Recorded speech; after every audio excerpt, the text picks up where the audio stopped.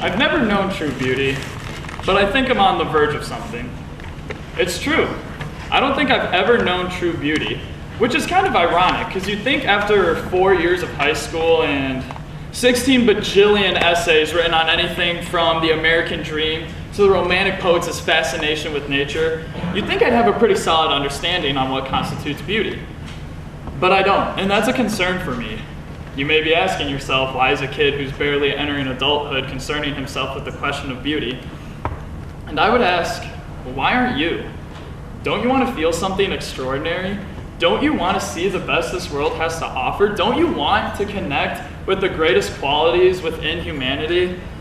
And you'd probably respond with, the only thing I should be connecting with is the school Wi-Fi so I can finish that research paper that's due in 6 minutes. So yeah, I still got a ways to go. I'm not even halfway to being halfway to a century-year-old. I still remember what it was like to be 5, and occasionally I still laugh at the infamous fart joke. Okay, maybe a bit more than occasionally, but that's beside the point. The point is, I'm going off to college, and I still have a long path to travel down. So I'm still discovering things along the way. But that's not to say that I'm completely ignorant. I can very distinctly tell you what is not beautiful. Here, let me give you an example. So it's 6th grade, right?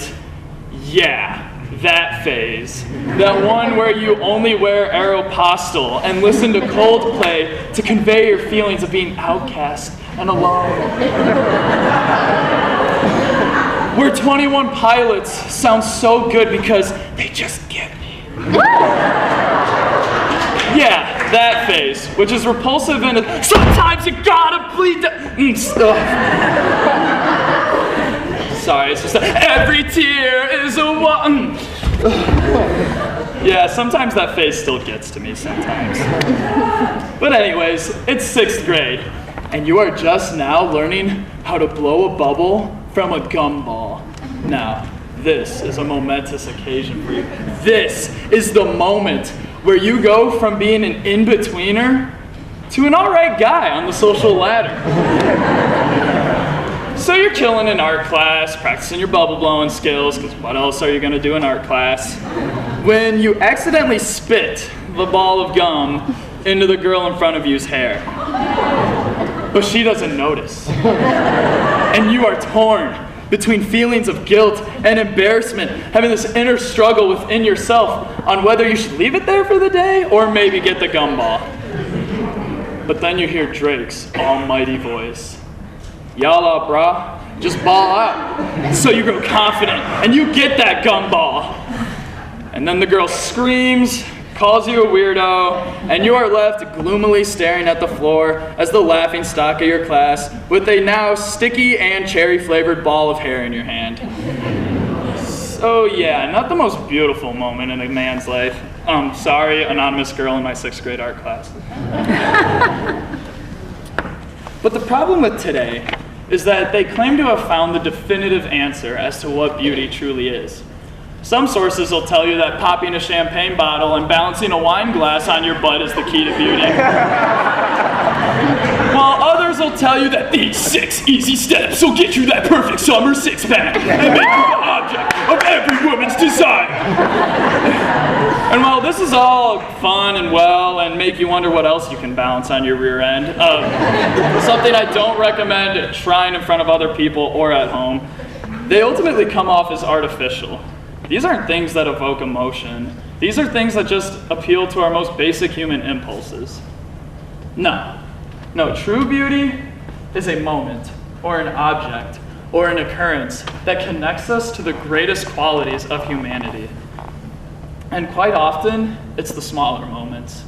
While a sunrise may be gorgeous in its own right, it pales in comparison to seeing a young child on a nighttime July capture a firefly for the first time.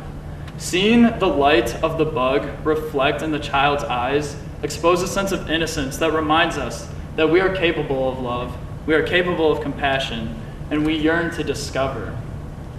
And it is these moments that connect us to everyone around us and unite us. These results in things like, wiping the sadness away from a friend's face, or buying an ice cream cone for the one kid whose parents didn't have enough money, or reaching out to the guy who's sitting alone on the curb, or even giving up that fantastic parking spot you just found at Trader Joe's to the elderly lady that just rolled in. Trust me, guys, in the realm of parking lots, I know it's do or die out there, but there's still a bit of room for love instead of war. And while these moments are seemingly insignificant, they are essential to reminding us the three greatest qualities found in humanity: love, compassion, and understanding. Because while we all may look different, spiritually, we are one and the same. So yeah, I think that the greatest beauty in the world are the ones that connect us to our own humanity, not found in the sleekness of material objects or the glamour of pop culture. But I don't know, maybe I'll Google it. Woo!